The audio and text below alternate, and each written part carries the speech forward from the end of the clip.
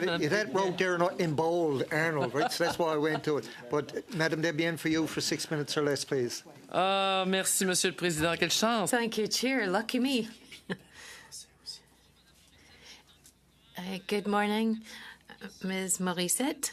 I'm happy to hear your comments and proposals. I'm going to pick up on what you've said and try to get down to the heart of the matter quickly. We've carried out studies on traceability, on seals and on redfish. Recently, we're still working that study, and also on herring and mackerel. And there's a common denominator that always comes up with all of these studies. Namely, there's a lack of consideration of on-the-ground or on-the-sea knowledge. You've talked about co-management, inclusive management as a key to resilience. That's what you've said.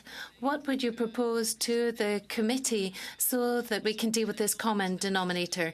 Because we keep seeing the same problem coming up and up again. So what would you propose to the government to try and improve the situation and bring in Indigenous people and those who are working on the ground to actually include that in our fisheries management? Well, perhaps that's not the whole issue that could be covered here, but there is a missed opportunity at the moment. There needs to be more environmental mediation. In mediation in Quebec, there's 6 environmental mediators only amongst all of the accredited mediators. I can't give the figures for Canada, but there's just 6 carrying out environmentally dedicated mediation in Quebec, and none of these people work on maritime files.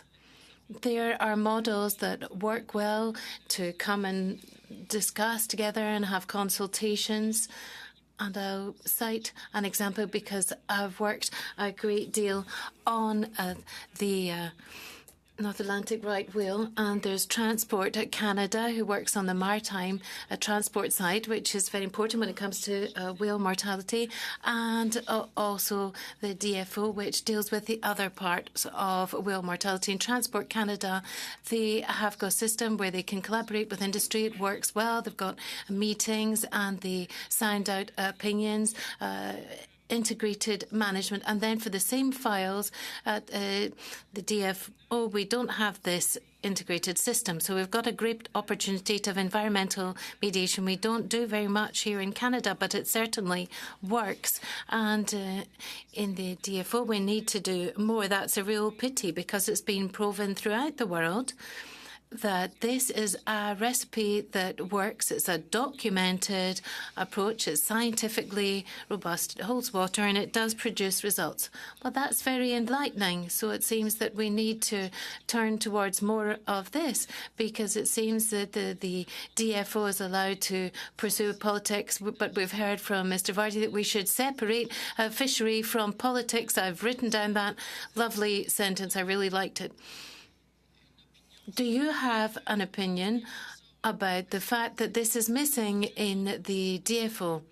Could you assert that if there were environmental mediators that were more involved in the decisions taken in the DFO, then that would open a window of opportunity to correct errors of the past and not make the same mistakes again. Unfortunately, the Environment Minister has turned down our invitation linked to redfish, and he's refused our invitation several times. Do you think that we should really constrain the Environment Minister to appear on this? I think there's several departments that need to work on this together if we want to have a mediation-based approach. We need to do this. It works.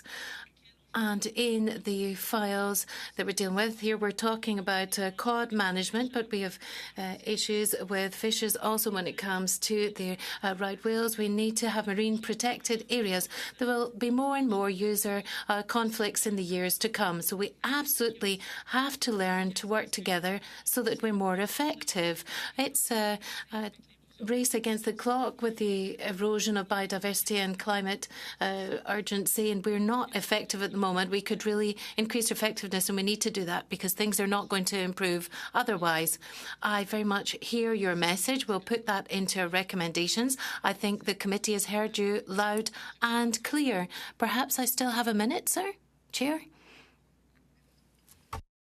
Things are going swimmingly today.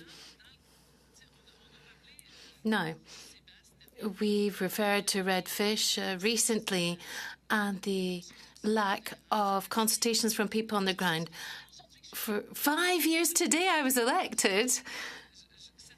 And so for 5 years, I've been hearing the same message that we don't take account of what people saying on the ground and redfish fishers are saying we have to open this up again because it's eating up all of the shrimp. So perhaps with the northern cod, there's a lack of prey. It's not just a question of fishing activities and sales that come into play. There needs to be an ecological balance. Can we draw on environmental mediation to shed some more light on this? Yes, it could give a different perspective and different forms of knowledge. At the moment, we don't have a complete snapshot of what's happening. It's extremely complicated within any ecosystem. My master's and my PhD was trying to understand cod really dropped so low and the role played by seals in all this. It is not a simple matter. There's not just one question, and we shouldn't just think in a linear way, in an isolated way. Then we lose the big picture and probably lose out on the best possible solutions. Working together is extremely important. Most of our knowledge does not come from a scientific logbook. Most of it comes from those who've got their 2 feet on the vessel, and they say the ecosystem changing every day, and they're the ones who really suffer the consequences of all this. So it's important to lend an ear to them. Les, please. Thank you, Chair.